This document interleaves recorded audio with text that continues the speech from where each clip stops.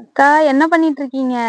தெரியாம விதை போட்டது வருமா என்னன்னு டவுட்ல போட்டது ஃபுல்லா கும்மலாம் வந்துருச்சு. அதனால கொஞ்சம் பார்த்துதான் போகணும். எதையாவது மிதிச்சிட்டேன்னா அப்புறம் உங்க அண்ணன் வந்து திட்டுவாங்கல்ல. இந்த பாவக்காக்கு வந்து உங்க அண்ணன் பந்தல் போட்டாங்க. அப்ப ரொம்ப குட்டியா இருந்துச்சு. இந்த மாதிரி கம்பெல்லாம் ஊனும்போது நான் சொன்னேன், இதெல்லாம் ஏன் இப்படி பண்றீங்க, இப்படியா வரப்போகுது அப்படின்னு சொன்னேன். ஆனா அவங்க போட்டது இப்பதான் கரெக்டுன்னு தோணுது. இங்க பாரு, இதெல்லாம் இப்பதான் வந்துட்டு இருக்கானா, இது பழுத்துருச்சு. இதை கட் பண்ணவா என்னன்னு தெரியல. உங்க அண்ணன் அதை தான் கட் பண்ண சொன்னாங்க. கட் பண்ணிடலாமா? இதுதான் நம்ம பந்தல்ல இருந்து ஃபர்ஸ்ட் அறுவடை பண்ற பாவக்காய். எப்படி இருக்கு? நல்லா இருக்குக்கா. லஞ்சுக்கு இன்னைக்கு பாவக்காய் பொரியல் தான்.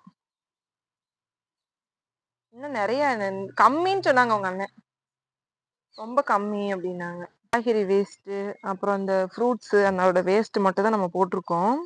அதுக்கப்புறம் மழை கண்டினியூவா பேஞ்சிட்டே இருந்ததுனால ஓரளவுக்கு பரவாயில்ல, கொஞ்சம் பெருசா தானே கிடைச்சிருக்கு. ஃபர்ஸ்ட் அட்டம்ப்ட்லயே ஓகே. இது ஒரு பொரியலுக்கு போதும். அடுத்து இருக்க காயெல்லாம் பெருசாச்சுன்னா ஒரே டைம்ல 2-3 காய் வந்துரும். ஆமா, பறிச்சிடலாம். பறிச்சு நம்ம ஃப்ரெண்ட்ஸுகளுக்குலாம் கொடுக்கலாம். இங்க பாரு, நீ போட்ட கீரையை பாரு.